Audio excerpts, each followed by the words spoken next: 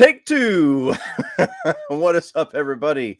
Welcome to the Game Chamber. Huge apologies for anybody that joined us at 8 o'clock. For some reason, my laptop just went haywire and everything started to go slow. I actually had to reinstall the entire operating system. Now everything seems to be going great. My camera seems to be going good. Rudy looks great as always. But he was not the problem. But so we're going to give this another shot. For anybody that might be joining us for the first time and didn't hear the little tiny spiel, the little bit that was actually live last time, Rudy's movie reviews right over here. My good buddy. We did Metal Gear, or not Metal Gear. We did Resident Evil rankings. I've done 3 live streams over on his channel talking about horror. I have his channel information in the video description below. So if you want to check out his videos, he's got awesome videos on Metal Gear Solid. He's got like a retrospective review and he's got a ranking. And of course, the Resident Evil rankings and everything that we did together. But aside from that, aside from the gigantic hiccup that we had, how you doing, Rudy? Still doing well? I'm doing great. Thanks. I just went live on my channel for the first time ever, like unannounced, impromptu, and I had a good I owe this all to you, dude. Ever since I've been doing these lives with you, a lot of your audience has come over to my space and I recognize them.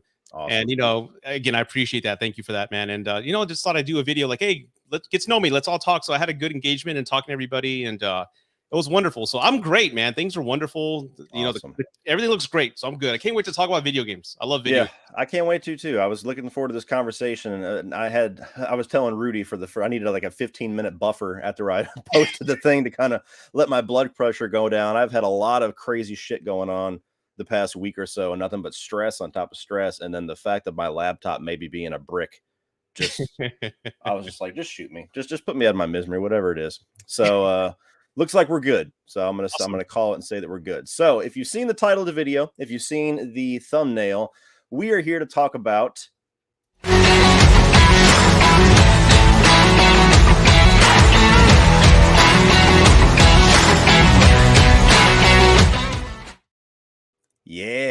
What the top 10 most important video games of all time. This is not top 10 best of all time, and this is not even us declaring as a rule. This is for everybody, the top most important. These are very exclusive lists to us.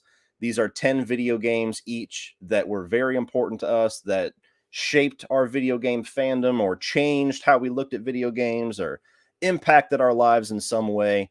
So it's going to be a really fun list. There are some of my favorite games of all time on this list, but there's actually quite a few that aren't anywhere close to my favorites, but they just hit me in a certain way, or they've progressed my gaming fandom in a certain way that it merits talking about it. Mm-hmm. So Rudy, how long I apologize to date you, but how long have you been playing video games? What was your first system? Well, system, believe it or not, home system was the Atari 2600. My dad took an overtime job at the city. Steve Martin was performing, believe it or not. And my dad took an overtime job and spent $300 on an Atari 2600. I'm talking the one button and joystick and the wood panel. I still have it in my garage. So I go back to the Atari days. I actually had a line of my neighbors and kids in my house wanting to play Pac-Man. Oh, that's cool. Yeah, that's how far I go back, man. So, and just to kind of clarify with everybody, Cody, I asked him, is it just games or arcade games? So this is also arcade games as well, right? Mm-hmm. Yep, just video games in general. So if it could be mobile games, console games, Atari games, anything that impacted you. Yep. I kind of missed the Atari era. So my 20 years, right? Yeah, my number 6 is where my video game fandom started, and that was with the Sega Genesis. So that's as far back as I go. I have played some Atari and played some arcade games, going into the old coin laundromats and stuff like that. But yeah. I miss the heyday. I miss when that was the prime. That was the shit. Yeah. So per usual, just like we do on your channel, you are the guest. So I'm going to let you go first.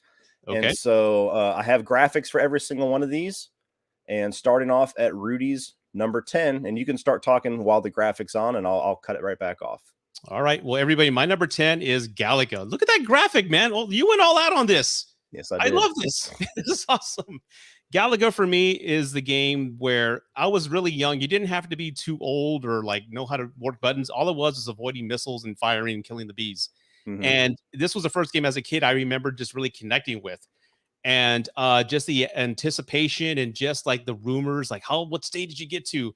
I was so good at this age of 8 that people would crowd around me and watch. I would get to like stage 34. No one had ever seen that. Hell yeah. But the challenge stages, the music, and I want to say of all the power-ups, I'm not talking the mushrooms with Mario, but all the power-ups of all time, this has the greatest power-up ever, where you know your ship gets captured and you save it, and now you have the 2 guns.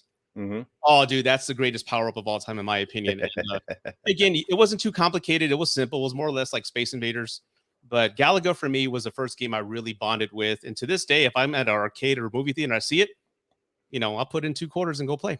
So Galaga is my number 10. Awesome. I don't know if I've ever played Galaga. I played a lot of the old classic games like Pac-Man and Space Invaders and stuff like that, but I think I missed the boat on Galaga. I used to have like the old CD-ROM days where it would take 4 hours to install Pac-Man, stuff like that. I had a couple of classic stuff, but awesome. Yeah. So my number 10, like I said before, this is a game that's nowhere near my favorites of all time. It's a game that I enjoyed very much, but it's a franchise that I've grown extremely tired of. And my number 10 is Assassin's Creed 2. Nice.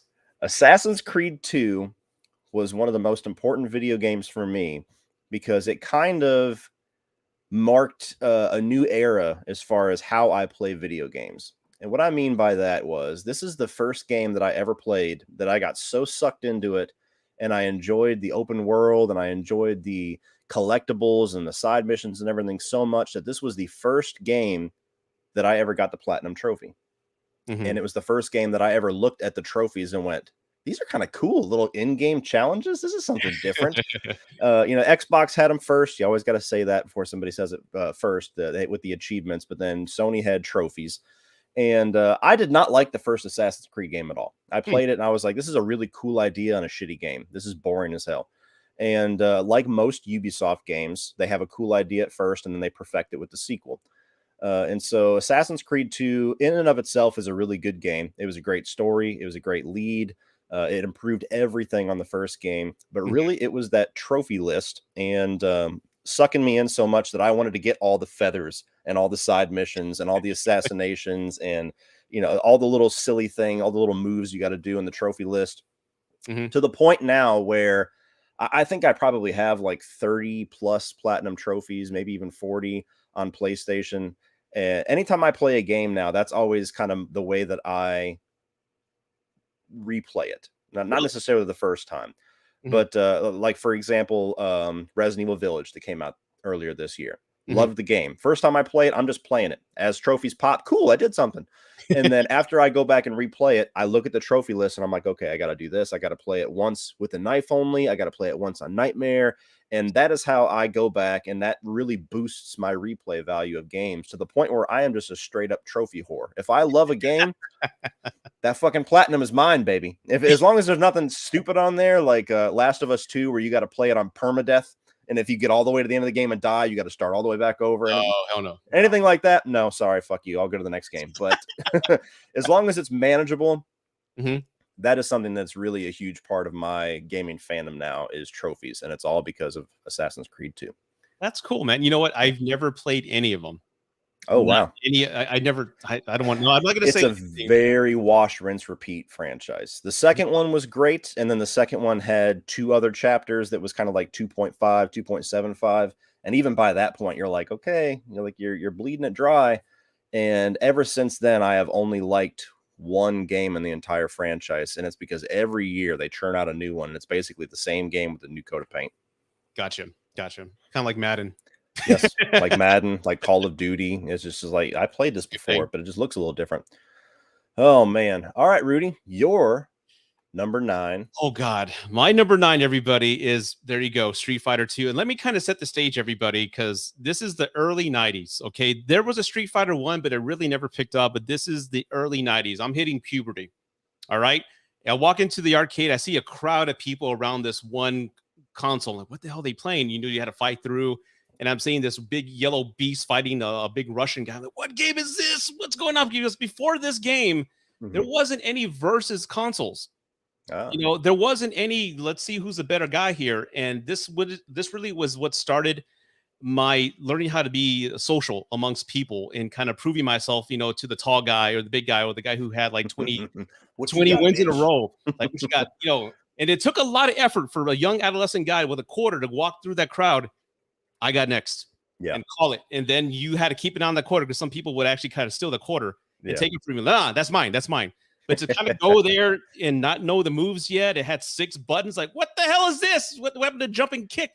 What the hell's low kick, high kick? What the hell's all this? So like you had to learn, but again, it didn't matter how tall you were, whoever you are, you can be whomever, but as long as you're great with the game, it really helps you develop street cred. Like, okay. There's that guy, and when somebody walked in the arcade, oh shit, he's here. It's Rudy. Everybody would talk. He's here. He knows all the moves. And he can play anybody. And everybody would gather. I'm not kidding, man. Everyone would gather. I know. I've seen it in the movies. Yeah, I missed this culture. I wanted this culture when I was a kid. And everyone's watching, and then it was pretty cool when I actually beat that one guy, and it was like the biggest achievement I have ever done in my 12-year life. And actually, this is what we did back then when he played versus. Good game, man. Good game. And he walked off, and that was it. And I laughed because no one ever talked shit like you hear on lives. And I remember going on Xbox Live. No teabagging in Street Fighter. Nobody would talk like that face to face. On live, when you're anonymous and can't see the dude, yeah, I get it, but no one did that face to face. And Street Fighter not only brought out the competition with all of us guys and girls, of course, but to prove it in front of everybody with a huge audience with this game that really they were fighting games before, but this one perfected it. It was an awesome era in my life, and that's why Street Fighter 2 is on this list. I'm right. Awesome. I really regret that I missed that whole era. The closest thing that I ever got to, there was a bowling alley in Michigan, where I grew up in Ohio. And my grandma used to go and bowl there once in a while, and I would go with her, and I would play in the arcade while she bowled. Yep. And there was a game that was like a shooting game. And I remember one day I was on there and I was just dumping quarters into it. And the more kids that kept coming into the arcade, they kept watching me because I was just whooping ass. And I had one solitary moment of that with a crowd behind me. Yeah. And it's just like, yeah.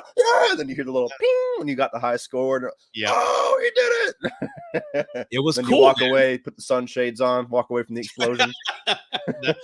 Oh, those were the days, man. That was awesome. Yeah, totally missed it. So my number 9, this is actually not my favorite game, even within this franchise, but it is a game that totally just blew the doors off on what I thought a comic book game could do. And I think you'll appreciate this one. Okay. Oh, Batman Arkham Asylum. Yes. This is a game that very quietly came out from what I remember. And I think it's because before Batman Arkham Asylum, it was just movie tie-ins. That was all you could get for comic book games. If there was a Captain America movie coming out, you get some horse shit game where, it was like a 2 out of 5, something like that all the time. you get a rarity like Spider-Man 2. That was a pretty good game.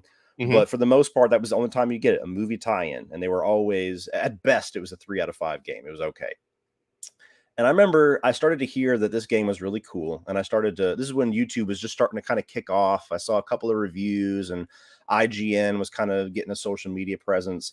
And I remember one day I was just like, fuck it, let me go pick this thing up. I'm bored.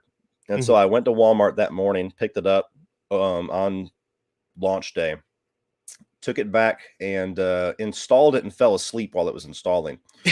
And when I finally played this game, it wasn't like, YouTube and the social media wasn't on the level it was today, where as soon as something's awesome, the whole world knows because everybody's talking about it and everybody's blowing it way out of proportion. This felt like a little secret when you first saw it. I was just like, holy fuck, an awesome Batman game. Yeah. Oh my God. And what was so great about Arkham Asylum was that it was confined, but it felt like it told this huge story. And it was because even though the Joker was your main villain and he was the one setting off the events, typical like most of the best Batman stories, every villain got their own little chunk of the game. And the game kind of themed off of that villain. Whenever you started to get towards Scarecrow and you walk into that morgue and the gas is there, and all of a sudden you start to hear laughing and stuff, and then the dude's 80 feet tall, and even Poison Ivy, and like even Bane. I mean, there was just so many things to where this game not only was just a great fighting game to where you get to play as Batman and beat up thugs, and as long as you get the mechanics down, you could take out whole rooms. Getting all of the gadgets that you slowly acquire throughout the game. Not even being able to use the Batmobile didn't matter back then. You were like, I gotta get to use all this other cool shit. getting to float around this Arkham Asylum, and then all the different boss battles, all of which were all great and unique in their own way, and telling a really good story. This was just a game that, we look at the rest of the Arkham series. We look at games like a lot of people love Guardians of the Galaxy that came out this year, the Marvel Spider-Man that came out a year or two ago. That's phenomenal. All of these games are possible because Batman Arkham Asylum came, and Batman Arkham Asylum, much like much like Batman Begins and Blade and X-Men and all that, kind of paved the way for movies. This was the game that blew off the doors, and it was just like, who's next? Yep. Who's next? Who's bringing it? And yeah, so as a comic book fan and as a Batman fanatic in particularly, that was a game that was just like, fucking finally. Yep. And if it wasn't for Batman, we wouldn't have the Spider-Man games. Yeah. And then they're modeled very much after Arkham too. So they do it great in their own way, but yeah, it kind of created a subgenre. Yeah. And if I could just touch on real quick, for me, I remember playing the Batman game, and what I loved about it the most, other than the storytelling, because I felt like the Batman animated series, but just more mature and more adult. Since Kevin Conroy was a voice, and of course Mark Hamill was the voice of the Joker. I love the fighting mechanics, how you were surrounded by 10 guys, but you were just taking them out and using gadgets left and right. Yeah. And that's one thing I love about BVS, the whole warehouse scene. It reminded me of the Arkham fight scene. Yes, very much. So yeah, good pick, man. That's awesome. Awesome. All right. Number 8. 8 for me is Star Wars 1983. This, again, Star Wars as a kid was one of those movies that you absolutely loved. Again, it wasn't on VHS, so you didn't see it often. It came out a few times, like on TV, like special TV, or like a Saturday night movie of the week, whatever. So you didn't see it often. And when it came on HBO, you saw it here and there. But this movie, this game here, the green wired frames, all that, it looks archaic, but it was really the closest thing us kids could have to relive blowing up the Death Star before Luke. And the sound effects, the music, and the TIE fighters and all that, it felt real to us. And sound design, you had like the voices in the movie, in the game, and then of course the whole like dive into the trench.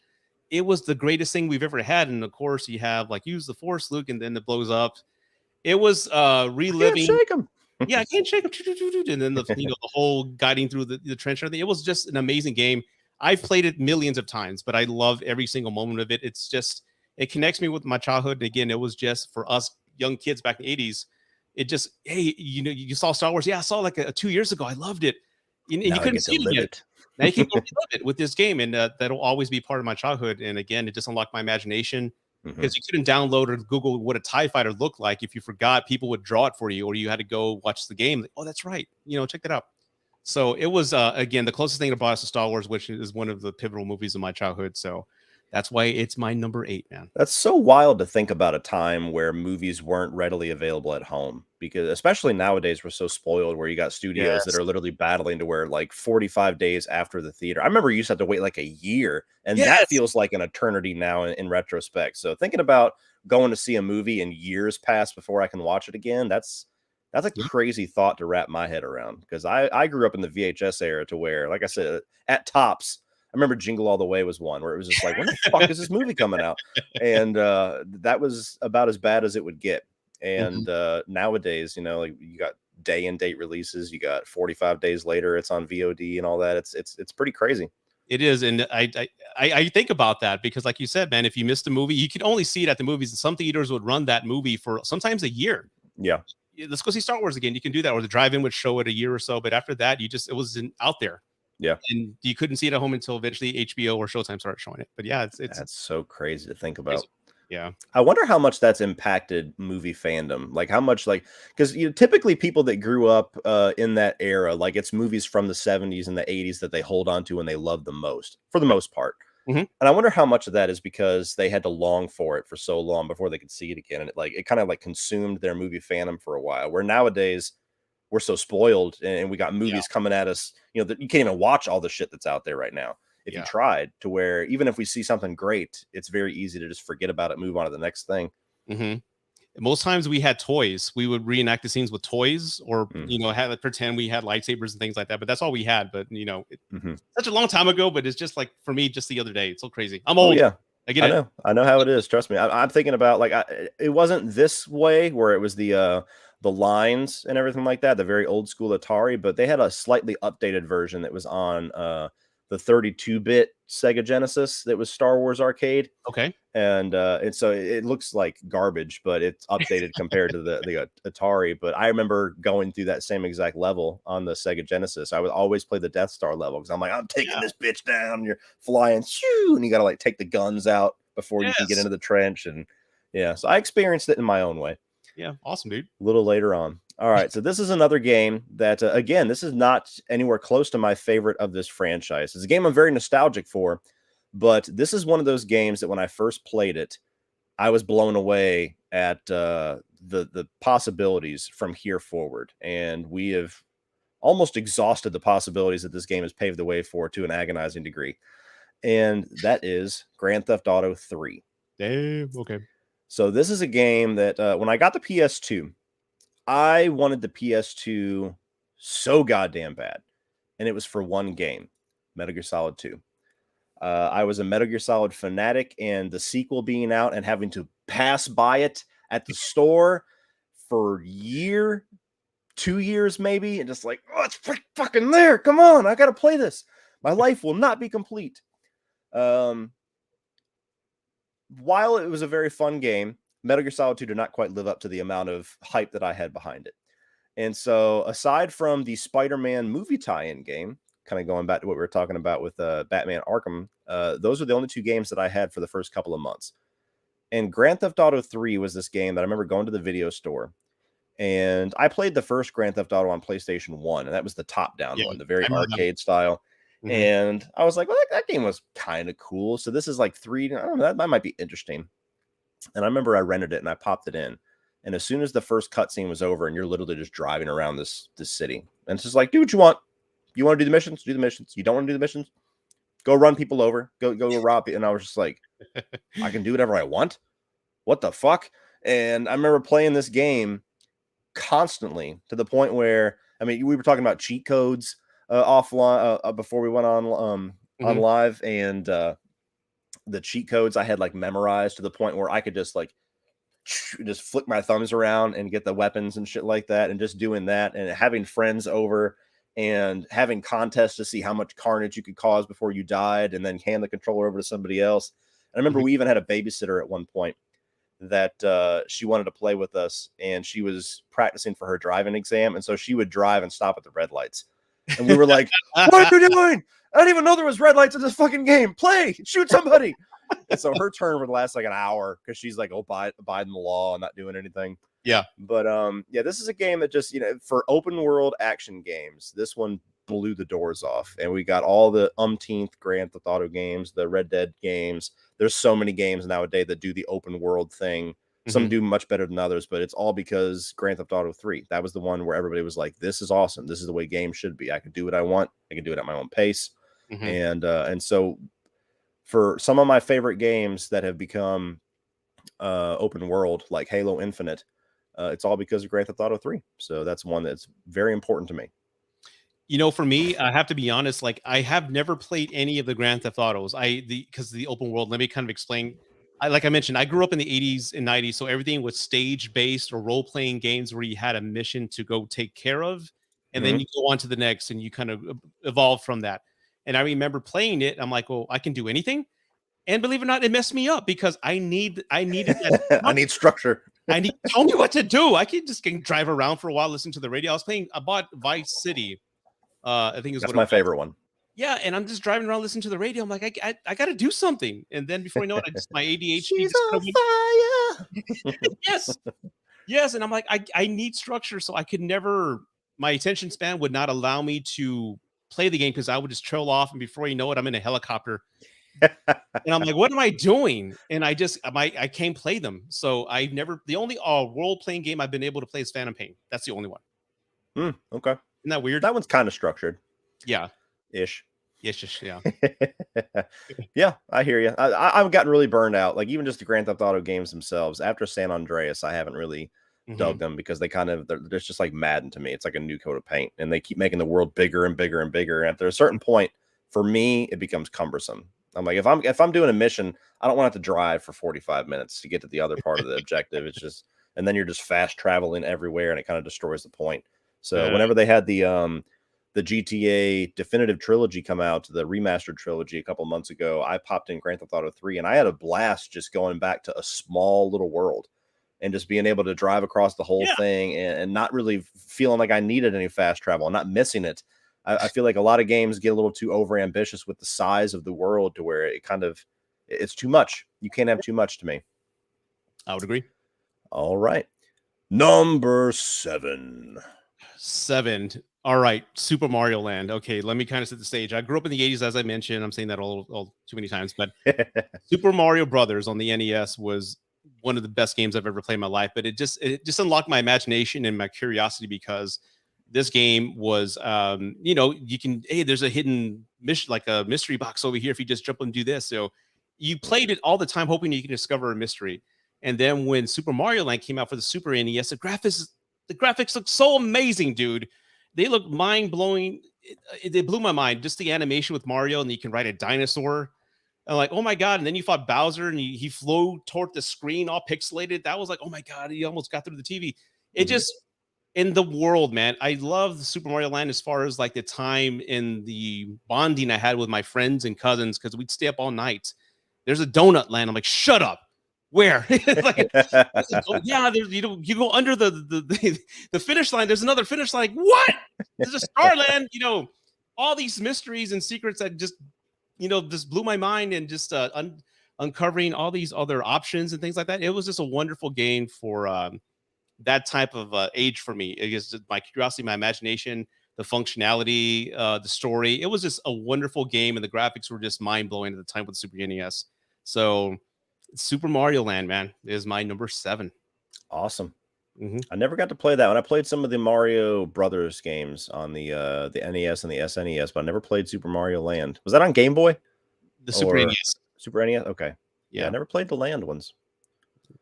They're so cool. All right. This was a game that basically defined an entire console generation for me. Okay. It was a game that I rented so many times at the video store. My dad literally bought it for me because he felt like he was paying for the game twice already with as many times as I was renting it. Okay. And that is GoldenEye N64. Oh, okay. So this was really the first-person shooter that really took off on consoles. We had our versions of Doom and stuff like that were ports, but it always felt like a PC thing. It always felt like this is a genre that you have to have a mouse and a keyboard for. This is not for consoles. This is not for controllers. You say that nowadays, it's laughable. But GoldenEye came out for the N64, and not only was it a tie-in for one of the best Bond movies, and so it was great just for that, to be able to relive parts of the movie, but this was the first-person shooter I ever played where it genuinely just kind of felt like the first time I was ever playing something like this. And as much as I loved going through the story mode and reliving like the facility level where you come down through the bathroom and just like the movie and blowing up the tanks. And I remember trying to put the timed bombs that are in the movie, but all you're supposed to do is shoot it in the game. And I'm like, that's not how it's supposed to be. It's supposed to be timed bombs, and I'm supposed to wait over there by the chute. So I remember doing that, trying to recreate scenes in the movie perfectly. But it was the multiplayer that was really the thing that broke the mold. And this is before Xbox Live and PSN and all of that. This is just, you get 2 to 3 of your friends over, and you guys just go at each other on the couch. It's kind of a dying art, couch co-op and couch competitive. Yeah. And there was so many hours that I would spend with my little brother just destroying him.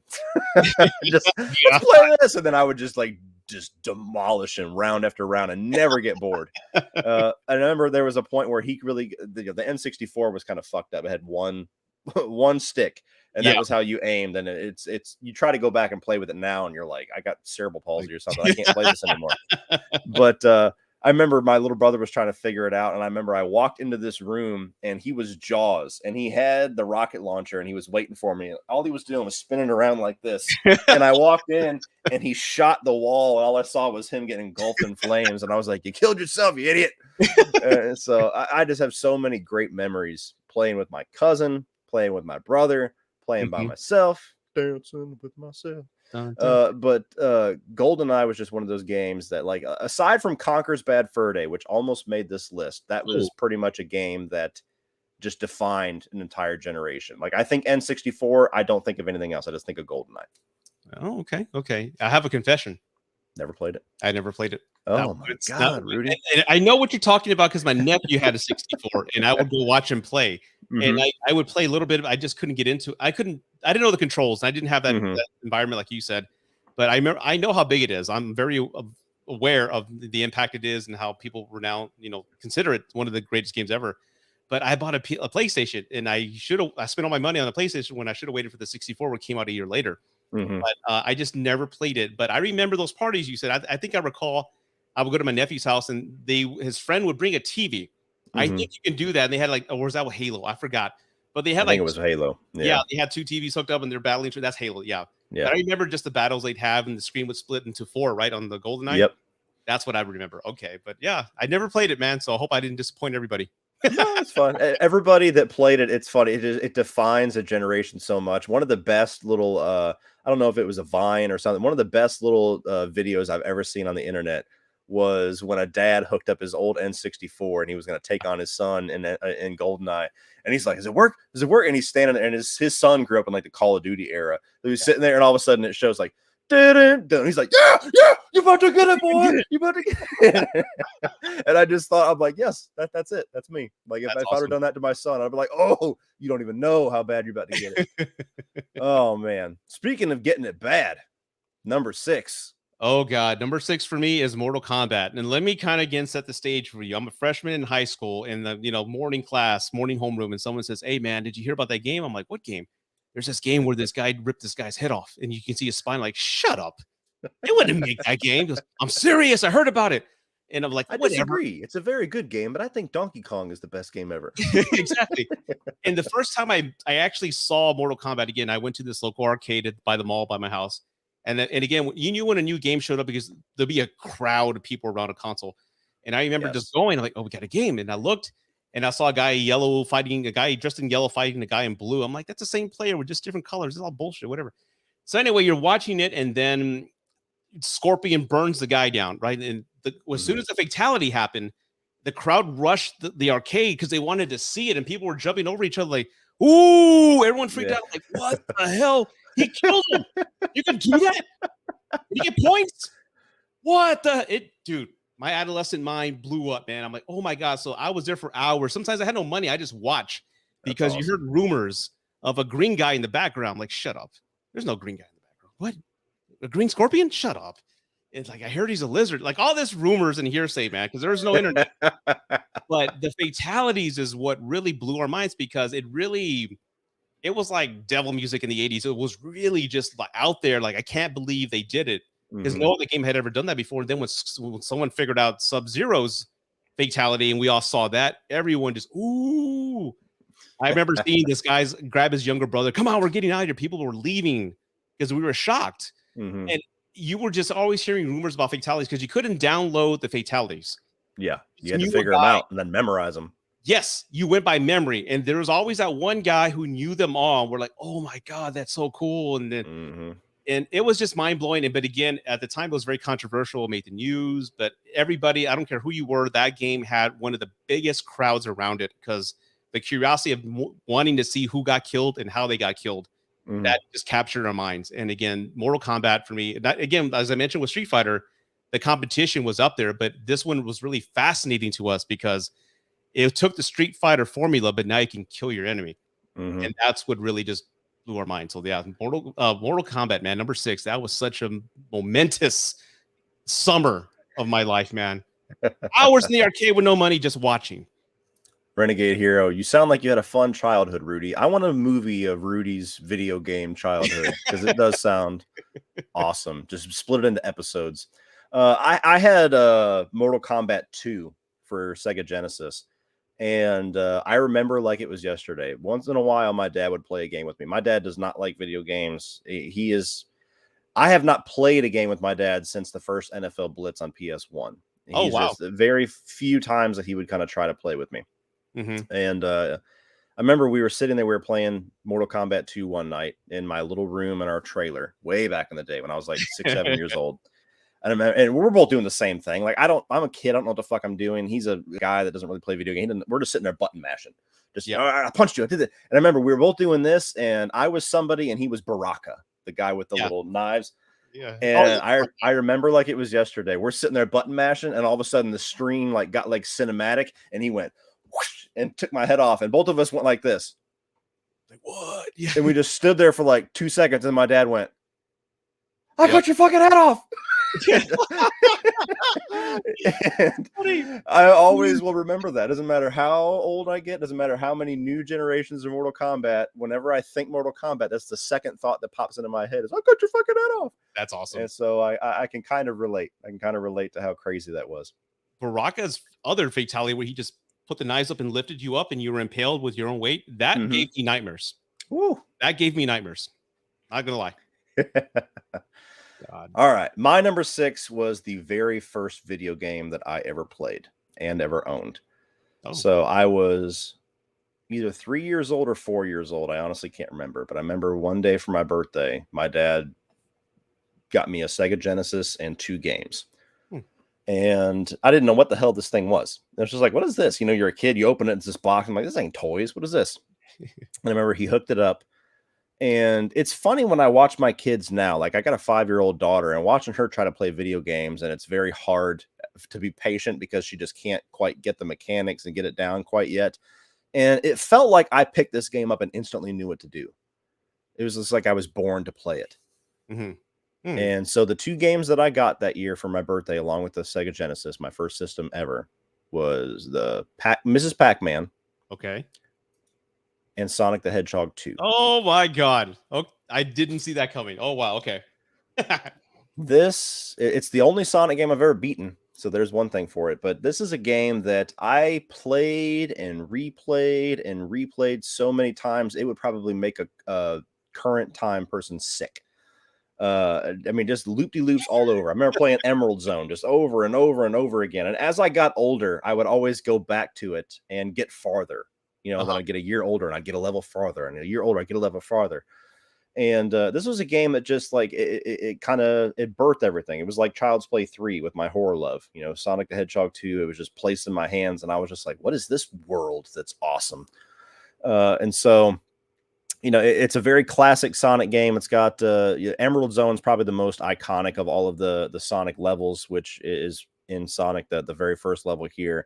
I remember the boss battles, having to figure out why, like with the old classic Dr. Robotnik ones, where you have to hit him in certain spots, but if you hit him in other spots, you lose all your rings, and trying to figure out like what's his sweet spot and what the hell are these rings? Why do I got to keep getting them? And just my little child mind trying to figure out what the hell this game is. Back in the day when you weren't told, there was no tutorials, there was no training mode, there was no message boards. You just had to turn it on and figure that shit out. Go. And so I'll always love Sonic in general, but I'll always love Sonic the Hedgehog 2 because that was literally my jumping off point. That's cool, man. That was on the Sega Genesis. Yeah, I remember I bought that. My sister bought it for me, and Sonic the Hedgehog came with it. That's back in the day when games came with the console. Yeah, and I loved it. I remember it was supposed to be the competition that would overthrow Mario, and for a second it did. But then, of course, the 64 came out. When Mario 64 came out, forget it. That just kind of just put Sonic in second place. Yeah, and after Sonic the Hedgehog 3, Sonic kind of, there was only so much they could do with him. And every time they tried to do something new with him, it just didn't work. Now, I have faith there's some Sonic game coming out. It's like there's Sonic something, but it's supposed to be coming out for modern consoles, and it's like an open world game where Sonic can go anywhere, and that sounds like that might have some promise. But yeah, that classic Sonic, you can only do that so many times. I mean, Mario's reinvented himself kind of while doing the same shit, but they were he was the big mascot there for a while. Yep, he was. All right, Rudy, we're at the big one. Number 5. One of the big ones. We're at number 5. Yeah. Okay. So number 5 for me is Resident Evil Part 1. If you guys have seen my Resident Evil rankings, one of the first collabs I did with Cody, this wasn't my number 1 Resident Evil game of all time, because for me, again, if everybody has seen the progression of my picks, it started in the 80s and now we're in the mid 90s. So I'm already a teenager. A little timeline here. Yeah, I'm already a senior in high school already, and I bought my first PlayStation, which was that. Resident Evil, before Resident Evil, there was no such thing as scary games. There was a couple, but I never played them, but I never experienced horror or the Doom fear. Was about the only thing that we had. That's pretty much it. Yeah, but you had a shotgun. It was a rock music. Yeah. All that stuff. Here, it was just a mansion with lightning in the background, and that's all that freaked me out. So this was the first game where I actually feared, one, playing the game, two, feared of getting eaten by zombies, and three, am I going to survive? It was just an amazing experience, and the first horror cinematic experience I've ever had with a game. Like I said, I loved Return of the Living Dead. I love zombie movies and horror in general. And this is the very first. And granted, you watch it now, the controls are shit. You know, the tank controls, the voice acting. I didn't mind all that because it felt Hill sandwich.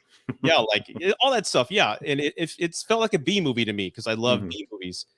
So that didn't bother me too much. But just the atmosphere, and every time you started the game, you're now entering the world of survivor horror again. You know, things like that.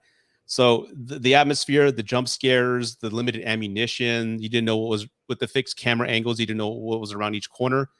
I'll never forget that experience. And this is in '96 when I first bought it. And I will take it to my grave. That is the first horror experience I've ever had with a video game console at home. And that is why I picked Resident Evil 1.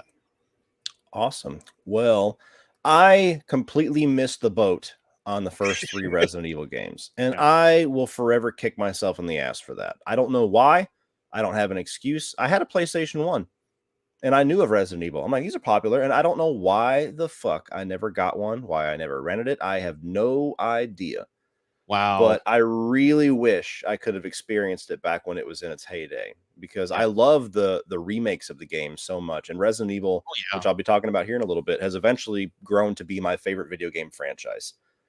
And it really, I regret the hell out of not experiencing the things that you're talking about, the dogs jumping through the glass and that being like this huge thing, oh my god, and just making you throw your controller, and so many things that I really wish I could have experienced. I've tried to go back and play the original, like ports and stuff like that, and it's so hard. It's so hard to go back and play those old tank controls, but it's a game that like I said, it's one of those small handfuls of games where I really look back and I'm like, fuck, man, like if I could just pull that DeLorean up and let me go back and throw that into the hands of my, 6, 7-year-old. Play the damn thing. Exactly. I come from the future. You will love this. Play with the lights off. Don't be a bitch. All right. So going along that same story, though, and I did not plan for this, but they landed up in the same spot. Okay. My number 5 is the game that introduced me to survival horror. And it is the game that scared the living shit out of me, but I could not stop playing it. It was like this form of masochism. It was like I was scared to look around every corner. I was scared to open every door, but I couldn't stop, and I couldn't turn it off, and I couldn't stop playing it until I got to the end multiple times. And that's Silent Hill. Oh, God. Yes. This was a game that I was introduced to because a woman that used to babysit me and my brother and sister after we got out of school, I was within walking distance of her house, and my brother and sister would get dropped off, and we would stay there for, 2 hours, something like that, after school until my dad got off work. And she had a son who was in high school who had a PlayStation 1, and he had 2 games. He had Final Fantasy something, of which I hate those games, so I don't even remember what the fuck it was. And he had Silent Hill. And I remember there was a day I was just so bored because I was the oldest kid there. It was a bunch of little kids and it was me, where she was just like, just go in that room and, play on Robbie's PlayStation. Oh, he's got a PlayStation. Holy shit. And I went in there and I remember I was like, oh, what the hell are these games? What is Silent Hill? Final Fantasy? Fine. I'll try Final Fantasy. Hated it. Eventually put in Silent Hill. And I was just glued. I was just like, what is this foggy ass town? And I remember the first thing, and that bat comes through the diner, and I was just like, what the fucking, you're doing the old tank control. How do I shoot? Yeah. And trying to figure that out. And I got to the point where I started borrowing this game, and I had such a obsession with it at one point, where I had left off at a certain point. I had given it to him, and I hadn't been there in a week. And it's crazy to think of now because we're so much more protective of our kids. But this woman lived, it had to have been like 2 miles away from my house, maybe more. I walked to her house one day to ask if I could borrow Silent Hill. I just knocked on the door and she's like, what are you doing? I was like, can I borrow Silent Hill? And she was just like, yeah, I guess. What the fuck? You just walked here? What the fuck? And like, it was far. Wow. Like I'm telling you, like when I think about it, I'm like, how the hell did my parents just let me walk? Like I basically walked to the next town. Time, But man. just to borrow Silent Hill, and there was so many puzzles in this damn game that were so challenging and so Mhm. mind-numbingly difficult that when I found out one of my best friends had the strategy guide, Oh. I wore his ass out on the phone. Every 20 minutes, I would go, "Hey man, what the hell? What do you do with this piano?" He had to go find.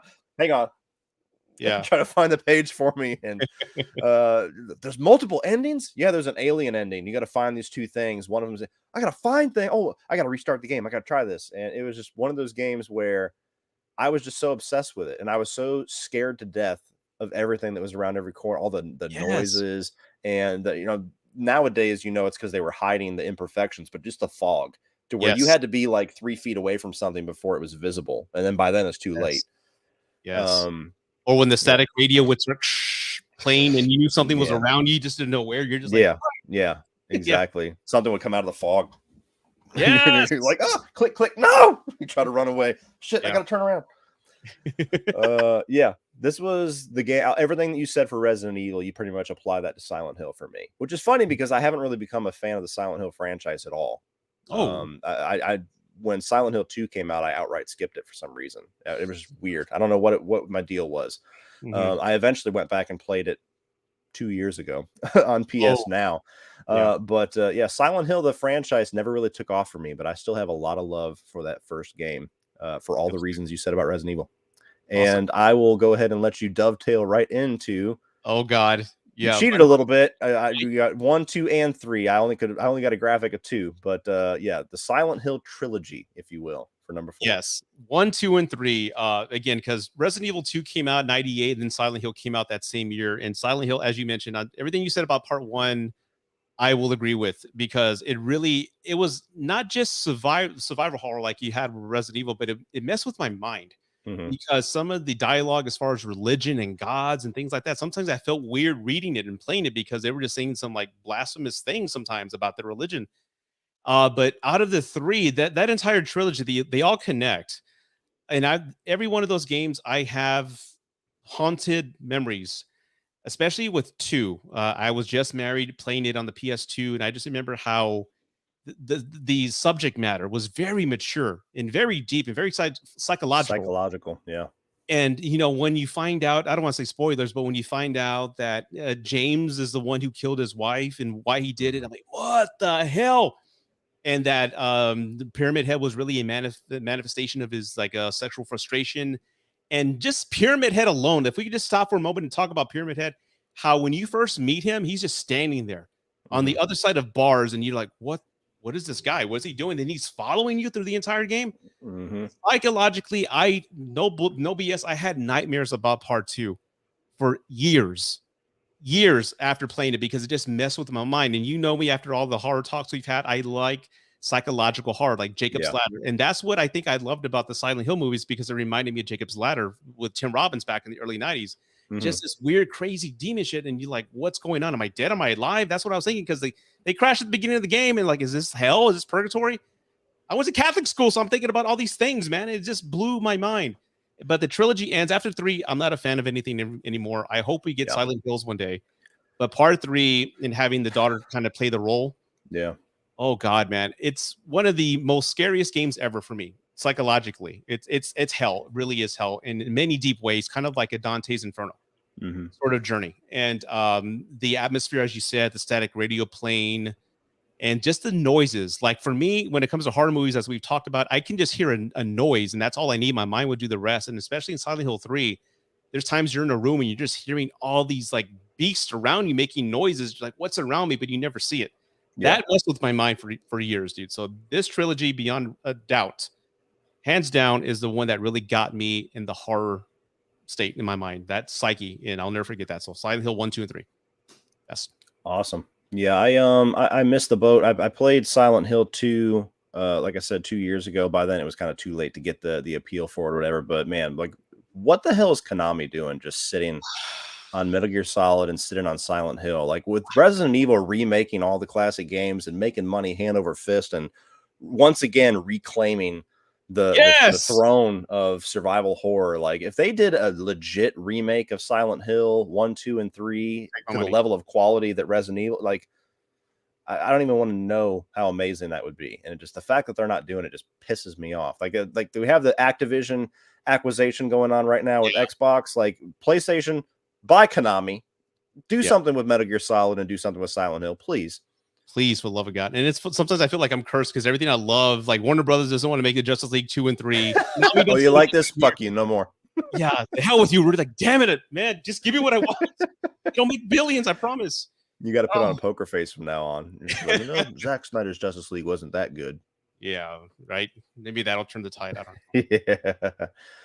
All right, my number 4 definitely is one of my favorite games of all time. It's a game that really pushed cinematically what I thought a game could do. It did everything better that I liked in the first one, and I loved it in the second one. But more importantly, this was the first game that I really got sucked in and pretty much addicted to the online multiplayer. And that is Uncharted 2 Among Thieves. I remember when this game came out. Now, Uncharted now is one of the biggest video game franchises of all time. We got a movie coming out here in a couple of weeks. But when the first one came out, it was kind of like a quiet little hit. Like some people that played it were like, that was really cool. That was interesting. And then a lot of other people kind of slept on it. But I remember Uncharted 2 came out, and just the cutscenes that they were showing for advertisement was like really over the top cinematic stuff. And it got everybody interested. And the buzz was really high. And one of the very few times that I actually pre-ordered a game at GameStop and went there at midnight to pick it up was Uncharted 2. I pre-ordered this, and I pre-ordered Brutal Legend. Did you ever play Brutal Legend? Never have. With Jack Black. You know the game I'm talking about, though? No, I haven't. No. Okay, it's a game where Jack Black is playing like this cartoon character, Rudy, and you're in like this fantasy world, and he's like taking on demons. And so I pre-ordered both of them. And it was a school night. It was like Thursday or some shit like that, or Tuesday night.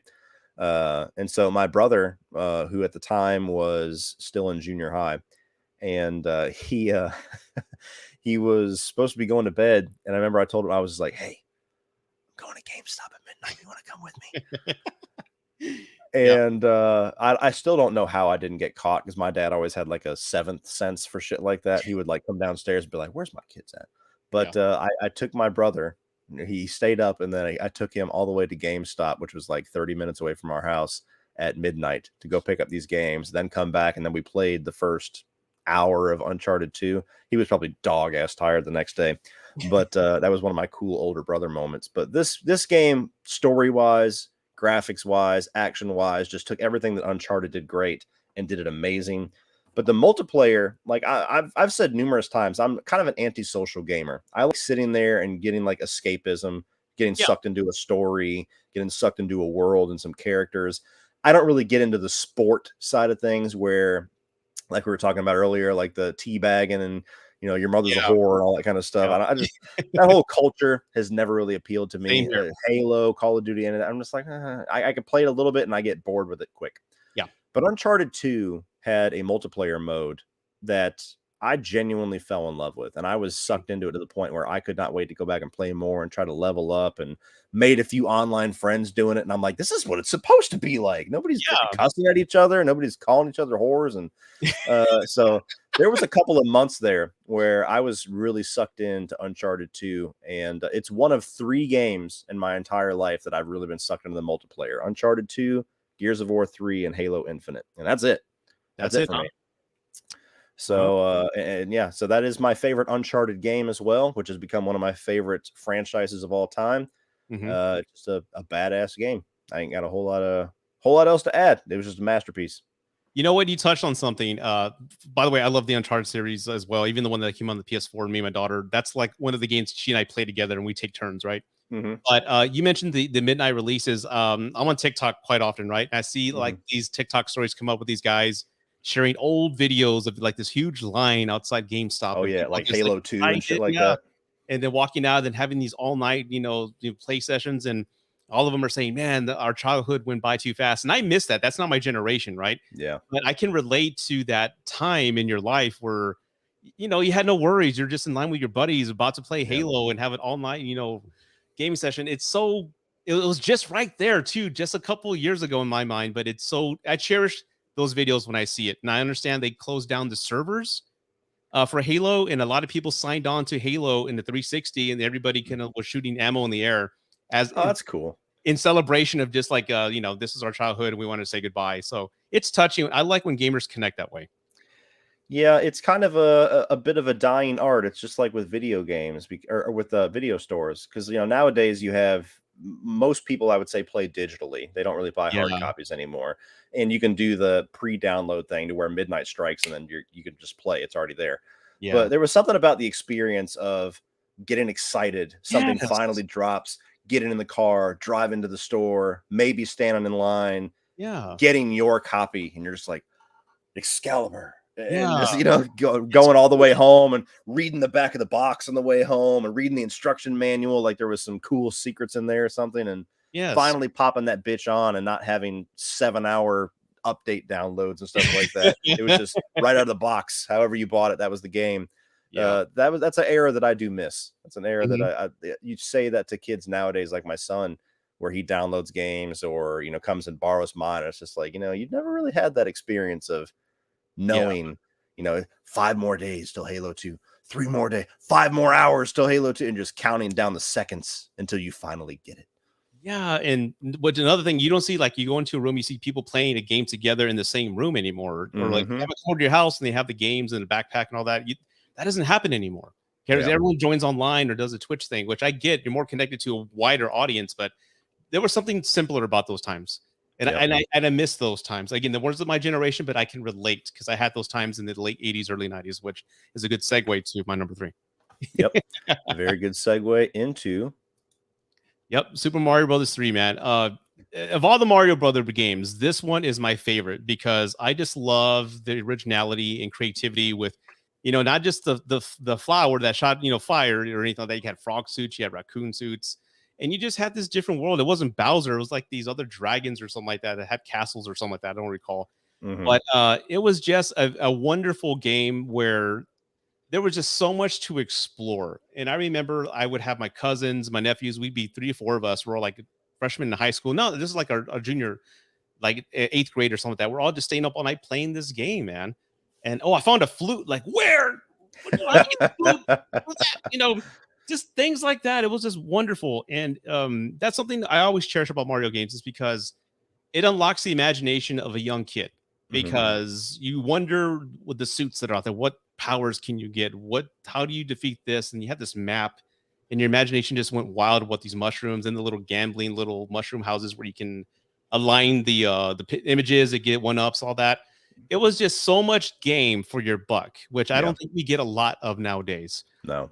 You paid $50 at the time, which is still kind of expensive, but you had so much game and you didn't have to buy a memory card.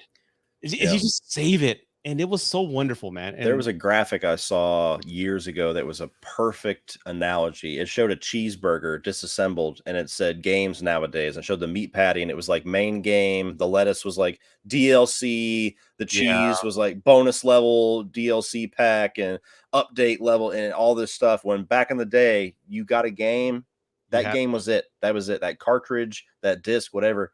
It was all right there. There was nothing to unlock. There was no things held back to charge you for later on. You got the whole package. Yeah. And if I can just touch on this again with Super Nintendo, not Super Nintendo. Well, Mario Brothers 3, whenever you got stuck, we actually had a resource. We had Nintendo Power Magazine with a number that you can call for secrets. And that was like one of our first things. Should we call the number? Like, no, we can figure it out. We spent like a weekend trying to figure out something, and no, we finally call Nintendo Power. Because they had that one magazine, which was the first video game magazine back then. Yeah. And we would get cheat secrets from somebody. And they would charge you, I think, a certain amount. So we'd all rotate turns and convince our parents, Mom, can we call Nintendo? That's going to be like $4, whatever. But we need the secret, So it was a cool time. And that's what I love about Mario Brothers 3, because the camaraderie, the teamwork, and just having those moments at 4 a.m. of beating a castle or getting on a ship, Yeah. It's pretty cool. I remember my cousin, I had the Sega, he had the Nintendo. And so whenever he came to my house, he was like, "Oh, I got to play this. You only have this." And then the same thing, I'd go to his. I was like, "You got Mega Man, bitch. Let's play that." And so there was Donkey Kong Country, or maybe it was Donkey Kong Country 2. I think it was either Nintendo Power or a game magazine like that had a VHS tape that you could buy. There was all the cool. behind the scenes stuff of Donkey Kong Country 2. Yeah. And if you watched all the way through it, there was a point where they gave you like a password. And kids would go out and buy whole VHSs, watch the whole damn thing, not giving a fuck about how they built this game, just to wait. It's the password. It's the password. Down, B, A, start, select. And just to do something for 2 seconds in the game, like he'd shoot a firework or something. Like, oh my God, that's so cool. Dying art, man. Dying era. Meme City says in the chat, Rudy, you forgot the Power Glove. Laugh a lot. Well, no, we were poor, man. We couldn't afford the Power Glove. And besides, some of our rich friends that had it said it didn't work, so we never got it. So, did you watch the movie that came out? It was like 8-Bit Christmas or something like that. No, on HBO Max. It was pretty good. A pretty good little holiday movie. It was about a kid trying to get the Nintendo. And it's kind of like it was kind of like a Christmas Story, but instead of the rifle, he's trying to get the Nintendo. That's cool. And there's a whole point. There's a rich kid that they would always go to his house to play the Nintendo. And there's a part where he's got the Power Glove and he's talking a bunch of shit, and all the kids come over, and then the girl beats him because the Power Glove sucks. Yep. And then he loses all credibility. That was the best part. That's awesome. Yeah. Yes, it all is right. a reference. Freddy's dead. I remember. God, God damn it. I can't get through one fucking stream without Freddy's Dead getting mentioned. Jesus. Sorry. My number 3, which we'll be talking about again here in a few minutes, is a video game that I was looking forward to very much just because of my love for Uncharted. And I was like, well, this company can do no wrong. And I was not ready at all for The Last of Us. Yes. This was a game that on its surface, I was like, okay, well, I like survival horror games. I like zombie games. And it looks like, they always tell a good story. And, Naughty Dog has earned my trust with whatever they want to do nowadays. I have never experienced a story in a video game that grabbed me and held me emotionally the way that The Last of Us does. And it never gets any weaker with that. I've replayed the game probably 7-8 times between the original version and The Last of Us Remastered on PS4. And every single time that I revisit it, it's a game that, I'm somebody that never skips cutscenes when I first play a game. But after I beat it the first time, I usually skip a lot of them, if not all of them, unless there's one that's really cool. I don't think I've ever played through The Last of Us and skipped a single cutscene. And that's the only game I could ever say that for. Something about the story where, like, the gameplay is good, but the story and the characters is why I'm there. And so the reliving these huge moments throughout this story of Joel and Ellie is what I go back to this game, and I constantly think about it, constantly long to go back and experience it again. Just the themes that it goes through, the tragic story of this guy who loses his daughter in the beginning and then loses himself over the next couple of decades. Yes. And then tries to regain his humanity and regain his will to live by kind of finding a surrogate daughter in a way. And all the trials and tribulations that they go through just to get to the end and realize that everything they fought for was her death. Yeah. And him taking that choice away from her. I mean, everything about this game, just talking about it kind of makes me emotional. Like it's the only video game that I can think of that can do that to me, to where no matter what context I talk about it in, I'm always talking about the story and I'm always talking about the characters, to the point where, like, we're getting the HBO limited series. Yeah, I'm looking forward to that. I literally cannot wait for it. And I was so thankful that they decided to make it a series. I remember when they were trying to make it a movie, and I'm like, how can you tell The Last of Us in 2 hours? There's just no way. And when you make it a limited series, I'm like, if they could even just capture half of the emotion and half of the storytelling power of the video game, it's going to be one of the greatest series of all time. I agree. And yeah, I mean, I could gush on this for another hour, but it's a game that just all the different seasons that you go through, the whole scene where you're playing as Ellie while Joel is messed up and you about get taken by the cannibals, and all the way up to the final stretch where you play as Joel and you got to kill the fireflies that you've been fighting tooth and nail to get to. It's one of those games that all the way to the very last moment is perfect. Just the way that it ends, where you just swear to me. I swear. and then credits. Yeah. And it's like, perfect. That's all we need. Even if we never got The Last of Us Part 2, which I know you're not a fan of. I'm a huge fan of it. So it's one of those games that's fun to talk about. But even if we never got a follow-up, that's a perfect ending to that story. I disagree. Part 2. I'm talking about the end of part 1. The last line. Yeah, the last line. Absolutely agree. Yeah, so we'll table your response for a few minutes. But your number 2 is Metal. You don't have the codec sound ready? No, I don't. Oh no. Metal Gear Solid is my number 2, and it was really hard. I was really thinking about if this should be my number 1 or my number 2, but no.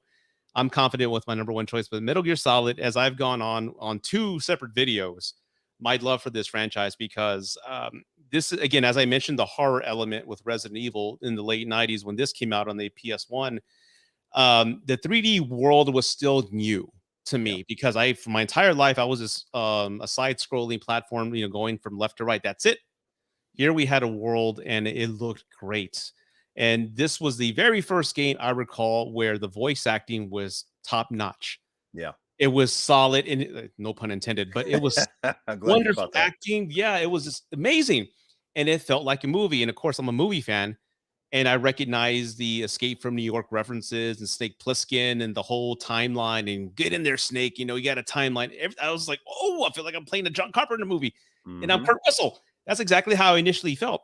And of course, the voice acting, the drama, the twists and turns. This game has inspired me in so many ways. And again, for those who are watching, please, if you get a chance, go to my channel, watch. I have 2 videos. I have a retrospect where I pour my heart out. Please do it. It's a great video. Where I express my love for this game is just, I felt for the first time in a game where, you kill Bowser, you beat, the boss man, you kill him, whatever. But this is the first time a game actually took a few minutes after you defeat it, like Sniper Wolf, and she's dying and talking her last words. He's actually kneeling on one knee and listening to everybody he defeats. And the enemies, for the first time in gaming history for me, became a person. Yeah. They weren't a bad guy. They were a person with tragic upbringing. And I'm like, my God, I felt actually guilty for killing these bad guys because I connected with them. I mean, and I honored them in death, so to speak. It was so weird. No game had ever done that, man. And it was so touching. And of course, I had the bad ending where Meryl, she died and all that. So that really just marked me as an adult dude. I had that fucking ending for a year. We'll get into it. Oh God, but yeah, Metal Gear Solid is the first time I ever felt like I was playing a well-written action movie.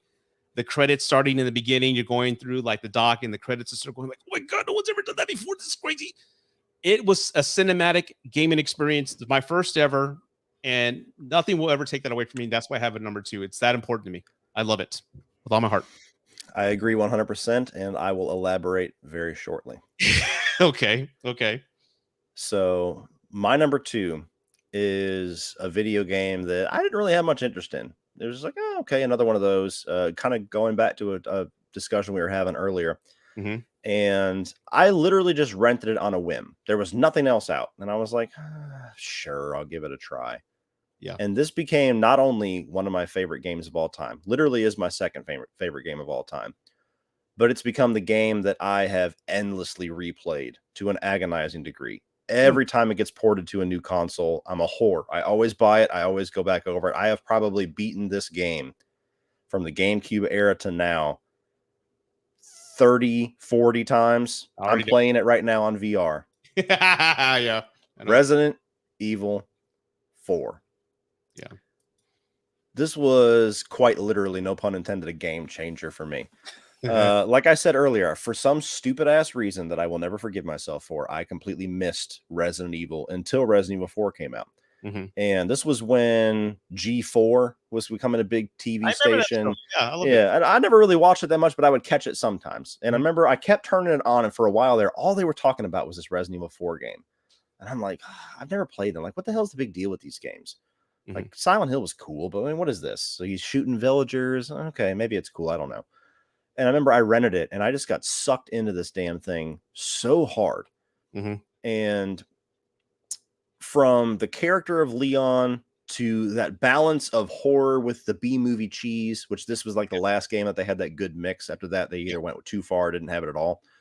All the different boss battles, the way that the thing that people bitch about with this game is the ability to not move while you aim. You have to plant yourself and then pull out the gun and aim, and you're stationary. That added so much tension and anxiety because you just have people coming at you and you're like, fuck, and you're trying to take them all out. Especially when you get the chainsaw guys that are coming, you hear something rev up and you're like, what the fuck is that? What's that? Yeah. Who's that guy?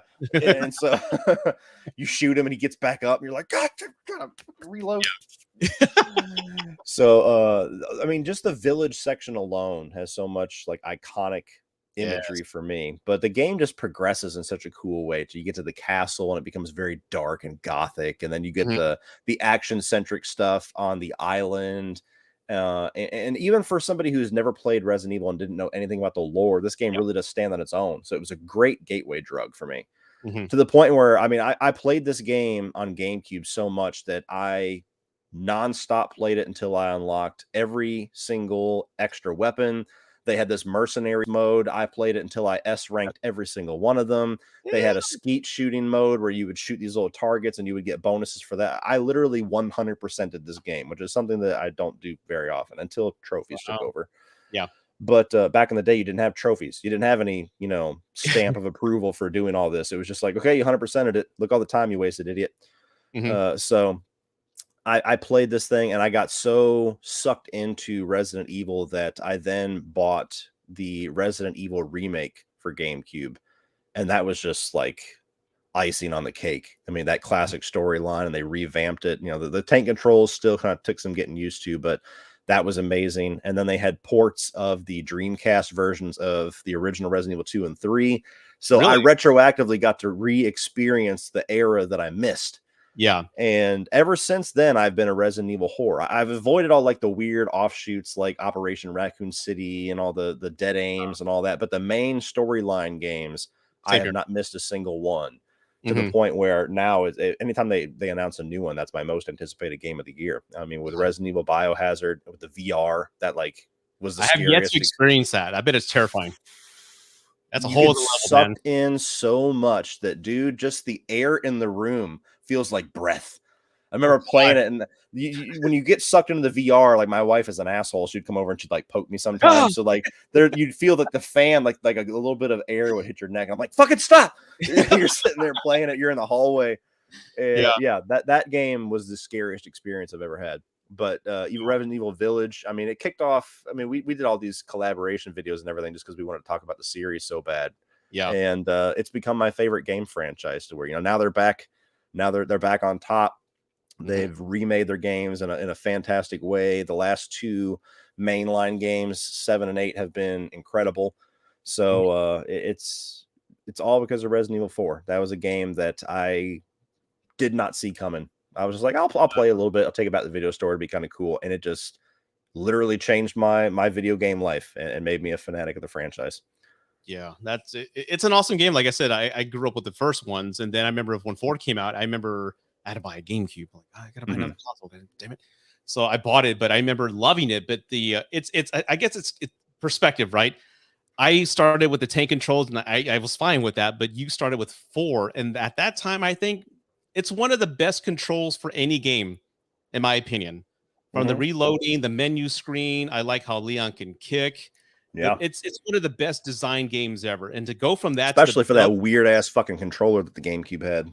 Yeah, exactly. But I bet it was really tough to really experience the other ones going backwards with the tank controls, because you're really just like, I don't want to say devolving, but the controls are not anywhere. I had to get used to it. Once I got used to it, I was fine, and I'm glad that I bookended and played all 3 back to back. I didn't like jump back and forth, but yeah, it took a while to get used to it. I'm like, why doesn't the fucking camera move? What's this shit? 4 was awesome. I love it. I think I have it at my number 3 or 4 on my top Resident Evil games, but it's up there. It's one of the awesome games. Love it. Yeah, I mean, it's to the point where I'm playing it on Oculus right now on the VR version, and as many times as I've beaten this game, I mean, I'm telling, like, in the dozens. It's like a whole new game. I mean, you can move around now while you shoot. You can hold a knife while you shoot, and people get too close, you just fucking slash at them. And You got to pull down and cock the pistol yourself and cock the shotgun yourself. I mean, it's insane. I gotta try that. I bought the Oculus Quest just for that. And if that was the only game I had for it, I would be happy. Obviously, I'll get more money out of it. But I spent $300 because I was like, a VR Resident Evil 4? Oh, I'm there. I gotta buy this. Dude, I'm telling you. For as much as I love the PlayStation VR, the Oculus is the shit. Absolutely. All right. Speaking of number one. Yeah, we're number one. Number finally. one is Me, it's The Last of Us. And everybody who's watching, all right, I hope you understand what I'm doing here. I gave everybody a timeline of my adolescence, my with the games in the 80s, my young adulthood with Metal Gear. Here with The Last of Us, I'm a father. My daughter's 18. She's going to college in a few months. And Last of Us came out where Ellie and her were the same age. And I've never connected with a game like Last of Us because of the similarities in my life. And my daughter would watch me play. We played the game together, even part 2, which is another story. But The Last of Us, like you said, anytime someone talks about it, it's the story and the connection of these two characters who've had, horrible origin stories, but then they connect in a beautiful way. It takes time because of what they've been through, but Joel losing his daughter, I cried. There's like maybe 4 games that ever made me cry, maybe 3. But beginning of The Last of Us, especially when they're leaving their town, they're in Austin, Texas. I remember seeing I-35 as they're in the car. I'm like, that's up the road. Holy crap.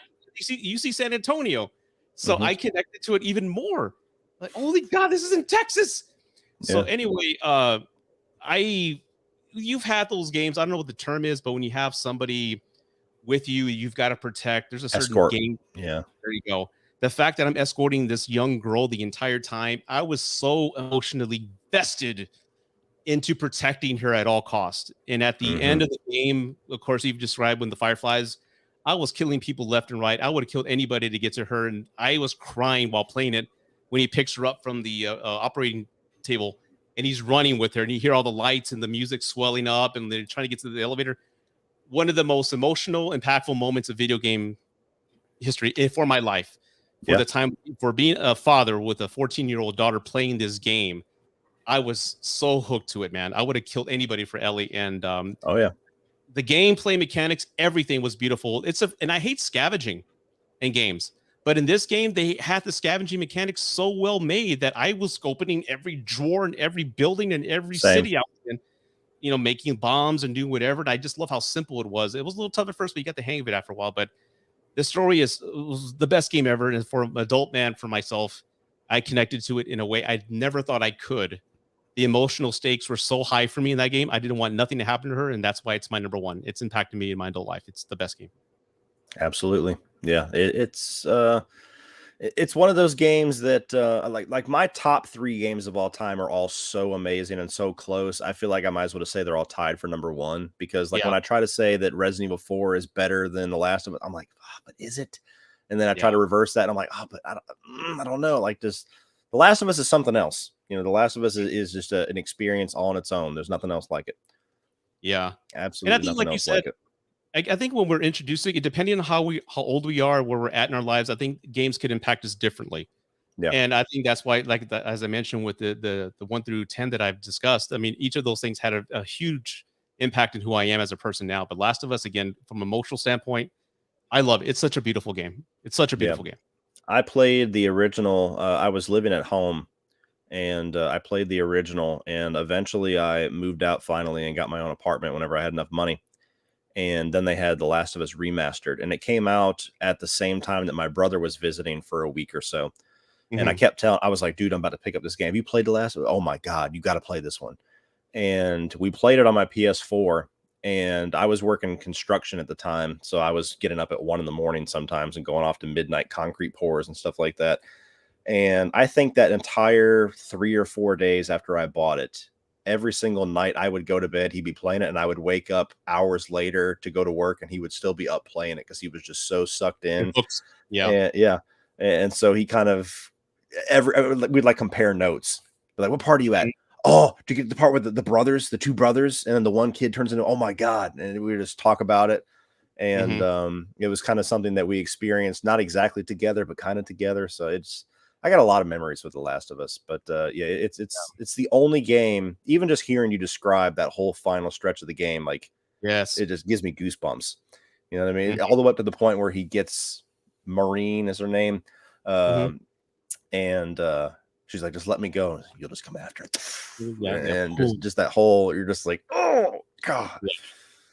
Man. Yeah, one of the other powerful moments I think that what first really broke down is when Ellie, that one whole winter scene where that one predator was after her and she's running after him. He's trying to run after him. That whole restaurant scene. That's probably one of the most terrifying non-monster stages I've ever played because the place is burning down. That guy's running after her, and she's just wailing on him, and you're just so.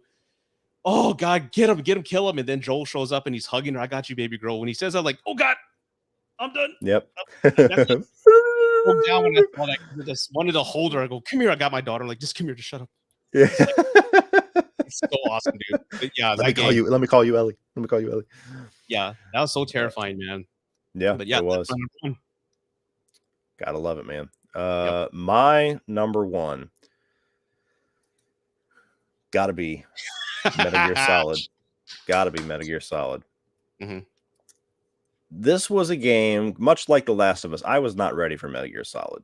I mean, I grew up playing Sega Genesis and SNES and Mega Man and Goldeneye. Games like they were always fun. It was always kind of arcade feeling, and I didn't even realize that games could be like this.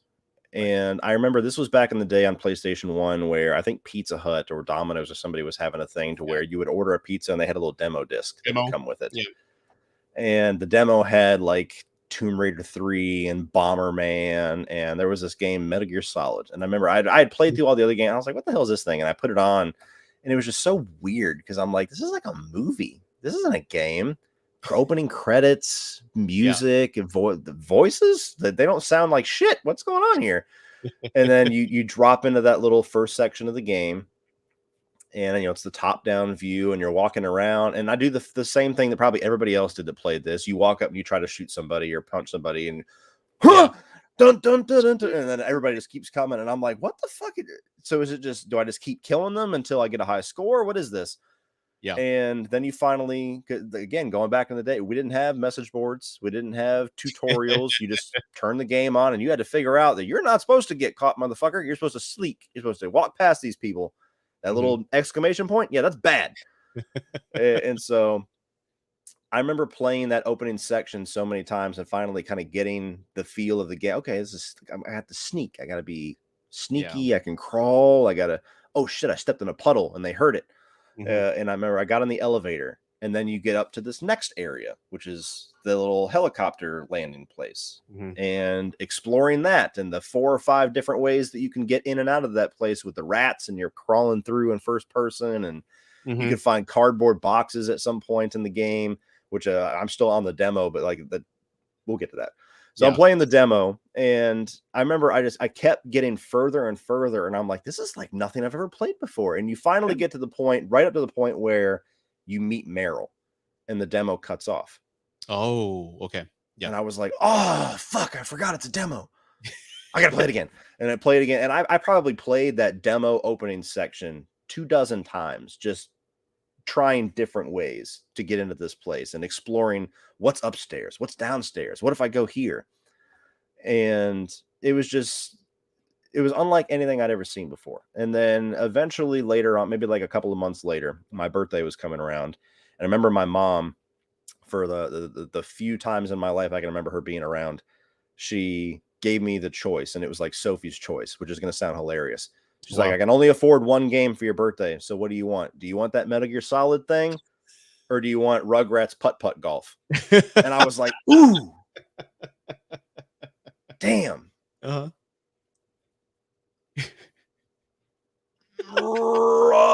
Gear Solid. Metal Gear Solid. Let me try that one. I got to roll the dice. And I remember I got the game, and finally getting to that point where you meet Meryl, where you're up top and you're looking at her exercising, and then seeing what was beyond that. And it's that shootout. And I was like, oh my God. And then just from then on, it was just the most incredible gaming experience I had ever had. The boss battles, the way that the story unfolds, like different mechanics. Like we always talk about the story, we always talk about the villains, we always talk about the voice acting and 3D and all that cool stuff that was innovative. But there was so many things, just weird little ideas that Hideo Kojima has made a career out of doing, like the cardboard boxes. Yeah, you get the cardboard boxes, and I probably played the game 5-6 times before I realized that you can sit in a truck and be delivered somewhere if you have the right cardboard box. Yeah. And I was like, holy shit, there's like a fast travel thing in this. The whole thing about when you're fighting Psycho Mantis and he's like, put the controller on the floor, and then he's and you're using it, and I'm just like, it's fucking moving. Yes. Yeah. It's just things that we've never seen before. And you read in your memory card, it's like, oh, you played this, and it's like, how does he fucking know that? Yeah. And having to switch the controller from one port to the other one to confuse him was just such a weird thing. There in the original PlayStation disc too, you had to look on the back of the box to see Meryl's codec number. Yeah. And I remember figuring that out, and I was like, that's so fucking cool. That's so dumb, but it's so cool. Yeah. Like you have to have the box to be able to play it. And the way that the story unfolds, I mean, all the way, I remember literally getting chills when you put the last key, the heat and the you had to heat it up. Cold keys, I forget what it's called, PAL key. So you put the last PAL key in, and he's like, no, I activated it. And I'm like, what the hell did I do? And then you get to that cutscene, and Master Miller's like, thank you, Snake. It's now complete. And then he takes the glasses off, and I was like, holy shit, it's liquid. Just little things like that it was just like, oh my God. And the game kept doing that. Like, as soon as you felt like you knew what the game was, they would throw something else at you. I remember getting to the point where Meryl got shot. And it's like, you need a PSG-1. It's like, where's that at? Back at the beginning of the game. And I'm like, I got to walk all the fucking way back there. And it felt like an eternity back in the day. Now it ain't shit. But you had to go back all the way to basically the beginning, get that sniper rifle, come all the way back. Even the way that the different boss battles change things up. I mean, Revolver Ocelot, you got to avoid the bombs and avoid the little tripwires. And then you have a sniping session with Sniper Wolf. And then you got Vulcan Raven in the tank and then inside that little hangar. I mean, it was a game that just never let up. There was not a single moment, single sequence, single reveal, anything that was not incredible. I mean, the ninja, the cyborg ninja, and that whole thing. Terrifying, man. Yeah, you're like, what is all these dead bodies and shit? And the game just, I don't. It's something, again, just like Last of Us. I could gush on it for 4 hours, but it's just something that I literally remember playing. And every time I advanced, I was just like, "This is amazing. This is like nothing I've ever played before. This is not boring. There's no weird part. We didn't get past the best part. It just kept going. It was going. Yeah, all the way to the hand-to-hand fight with Liquid, and then you had the car fight with Liquid, and the only thing about the game that I never really cared for, because I was too young to really appreciate it, was like the actual like news footage parts of the cutscenes where they would have like old war footage and stuff. I would kind of skip through those sometimes, but the cinematics were great. And you were talking about the two different endings, and I was too young. I did not have the thumb strength to ever last through the torture session. I would always die. And then one day, after dying like 6 times, I saw the button submit. And I'm like, oh, and I hit the select button and it was submit. And he's just like, I can't take any more. And then it was it. I was like, well, what the fuck? That's all I had to do. And I did that, and thinking that was the only way to do it for probably a year. Whoa. Until I got the strategy guide. And even though I had played the game a dozen times, back in the day, you get them strategy guides that tells you all the secrets and different things. And I was like, I can save Meryl.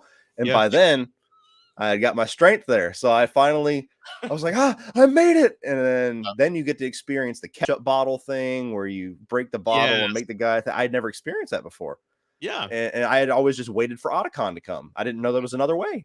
Yeah. And so I probably played the game 5-10 times, just one way, before realizing that there was other routes. And the last thing that I'll say, because I've been going on too long on this, don't worry about it. That's always a funny memory for me, which goes back to just the first time I've ever experienced it, like the change in the controller ports and everything. This had 2 discs, and it was the first game I'd ever played that had 2 discs. And you get to the point where you get to the last third or so of the story, and you walk, after killing Sniper Wolf, you walk in, and then it says, please insert disc 2. Yeah.